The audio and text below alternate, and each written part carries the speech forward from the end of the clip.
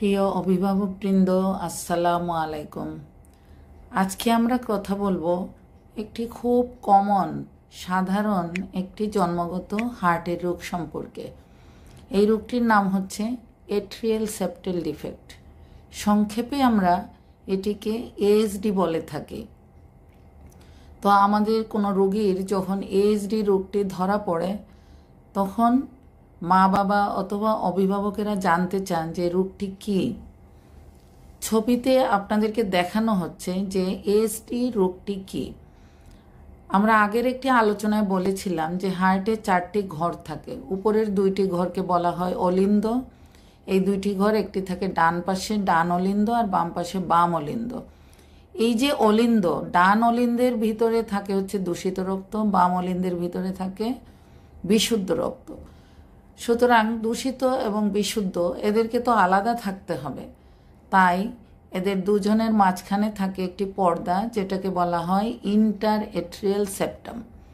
ইংরেজিতে অলিন্দকে বলা হয় এট্রিয়াম। তাহলে 2টি এট্রিয়ামের মাঝখানের পর্দা, সেই জন্য এটার নাম হচ্ছে ইন্টার এট্রিয়াল সেপ্টাম। এখন যখন এই পর্দাটি কোনো কারণে অসম্পূর্ণ থাকে তখন তাহলে সেই দূষিত এবং বিশুদ্ধ রক্ত আলাদা থাকাটা অসম্ভব হয়ে পড়ে, তারা এই ছিদ্রপথে মিশে যায়। তো এইটাই হলো এএসডি রোগের সমস্যা। এখন এএসডি আবার 3 প্রকারের হতে পারে। এই যে এএসডি পর্দাটা আছে এটা হার্টের একদম ছাদ বলতে আমরা যেটা বলি, উপর থেকে নিচ পর্যন্ত একটি পর্দা থাকে, আপনারা ছবিতে দেখতে পাচ্ছেন। এই পর্দাটির একদম উপরে ছাদের কাছে যখন কোনো ছিদ্র থাকে সেটিকে আমরা বলি সাইনাস ভেনোসাস এএসডি। আর একদম সেন্টারে মাঝামাঝি যেটি থাকে সেটাকে আমরা বলি ফসা ওভালিস অথবা সেকেন্ডাম টাইপ এএসডি, এএসডি 2 ডিগ্রিও বলি আমরা সংক্ষেপে। আর যেটি একদম ফ্লোরের সঙ্গে থাকে একদম নিচে সেটিকে বলা হয় এএসডি প্রাইমাম অথবা এএসডি 1 ডিগ্রি। তাহলে এই 3টি কমন ধরনের এএসডি পাওয়া যায়, যার মধ্যে এএসডি সেকেন্ডাম বা ফসা ওভালিস টাইপ যেটা, সেটা সবচেয়ে কমন। শতকরা 80% রোগীরই এই সেকেন্ডাম টাইপের এএসডিটি থাকে। এখন এই যে সেকেন্ডাম টাইপ, এটার একটা সুবিধা কি? সুবিধা হচ্ছে যে এটা বিনা অপারেশনে আমরা বিভিন্ন ডিভাইস অথবা বাটনের সাহায্যে এটাকে বন্ধ করতে পারি। এবং সেটি কিভাবে? সেটি পায়ের একটি রক্তনালীর ভিতর দিয়ে, এটাকে বলে ফেমোরাল ভেইন, এটার ভিতর দিয়ে পাইপ ঢুকিয়ে, পাইপের ভিতর দিয়ে সেই ডিভাইসটি ঢুকিয়ে আমরা এটাকে হার্টের ছিদ্রর মধ্যে নিয়ে যেয়ে প্রতিস্থাপন করতে পারি। সুতরাং এই এএসডি সেকেন্ডাম রোগটি যদি আমাদের কাছে বাচ্চা যথাযথ সময় আসে, কম বয়সে আসে, প্রথমে আমরা তাদেরকে চেষ্টা করি ঔষধের চিকিৎসার মাধ্যমে কিছুটা বড় করা যায় কিনা। এতে 2টো সুবিধা হয়। একটি হচ্ছে যে এএসডি সেকেন্ডাম বেশিরভাগ ক্ষেত্রেই যদি ছোট হয়, 8 মিলিমিটারের চেয়ে নিচে হয়ে থাকে সাইজ, তাহলে কিন্তু অনেক বাচ্চারই ভালো হয়ে যায়। এবং ভালো হওয়ার বয়সসীমা কখন? 1 বছর বয়সের মধ্যে সবচেয়ে বেশি ভালো হওয়ার এটার অনুপাত। আর 2 বছর বয়স পর্যন্ত কিছু কিছু বাচ্চা ভালো হয়, কিন্তু 2 বছর বয়সের পরে এই ছিদ্রগুলি তেমন একটা আর ভালো হতে দেখা যায় না। উপর্যুপরি কিছু কিছু ছিদ্র দিন দিন বড় হতে থাকে। এমনকি খুব ছোটবেলা থেকে 6 মাস বয়স থেকে 3 মাস বয়স থেকে দেখা যায় যে সাবসিকুয়েন্ট ফলো আপগুলিতে যখন রোগী আসে তখন দেখা যায় এটা আর ছোটো হচ্ছে না, এটা দিন দিন বড় হয়ে যাচ্ছে। তো আমরা যখন এরকম দেখি যে দিন দিন বড় হয়ে যাচ্ছে, তাহলে খুব বেশি বড় হলে আবার ডিভাইস ক্লোজার করা যায় না, বাটনটা লাগানো যায় না, তখন আবার সার্জিক্যাল কারেকশন করতে হয়।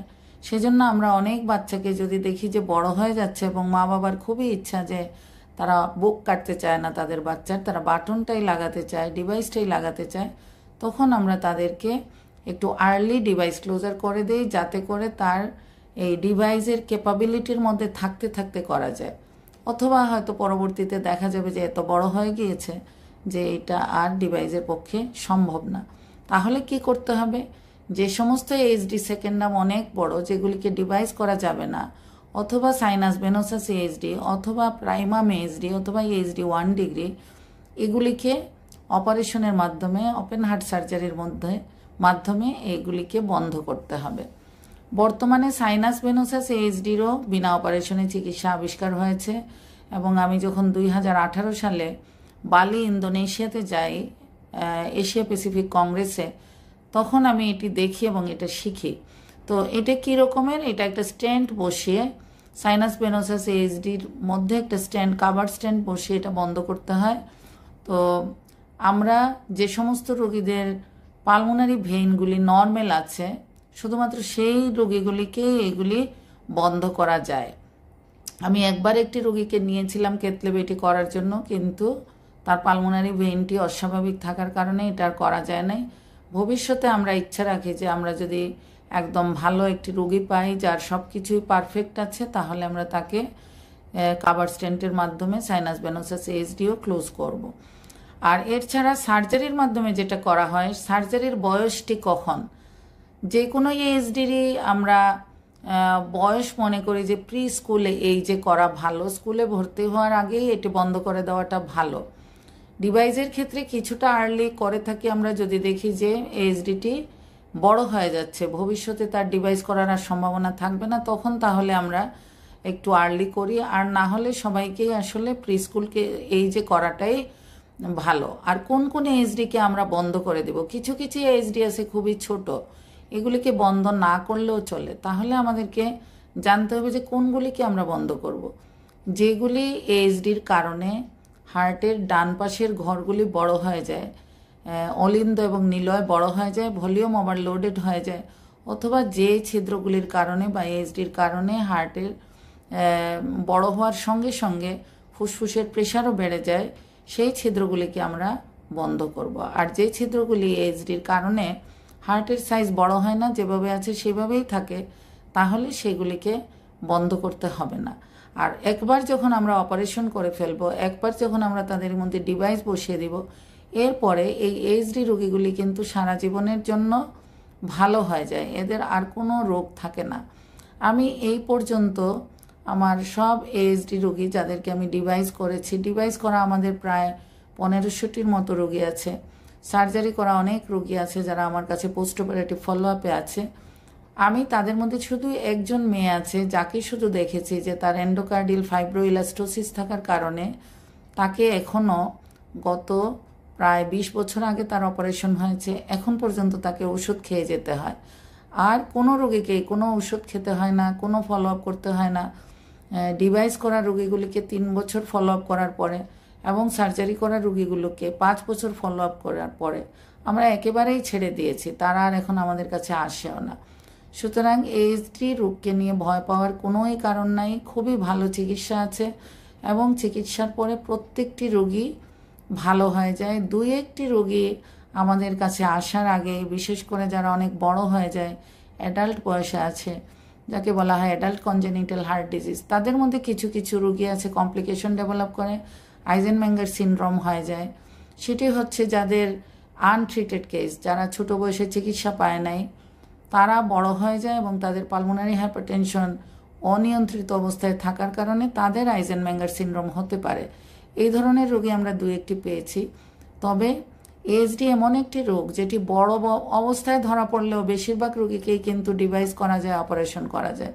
2-1টি রোগী শুধুমাত্র কমপ্লিকেটেড অবস্থায় আসে। সুতরাং তাহলে আমরা কনক্লুশনে বলতে পারি যে এইচডি একটি ভালো ধরনের রোগ, চিকিৎসা করলে সবাই সম্পূর্ণ সুস্থ হয়ে যাবে। চিকিৎসার মধ্যে ডিভাইসই করুন আর অপারেশনই করুন, সবারই সম্পূর্ণ ভালো হওয়ার সম্ভাবনা একেবারে প্রায় 100%। আর যারা দেরিতে আসেন, চিকিৎসাটি দেরি হয়ে যায় অথবা কোনো কারণে মিস হয়ে যায়, তাদের কেউ কেউ আইজেনমেঙ্গার সিনড্রোম বা কমপ্লিকেশনে পড়ে যেতে পারেন। তাদেরকে শুধুমাত্র ওষুধের চিকিৎসার মাধ্যমে যতদিন তারা বেঁচে থাকেন এই চিকিৎসাটি চালিয়ে যেতে হবে।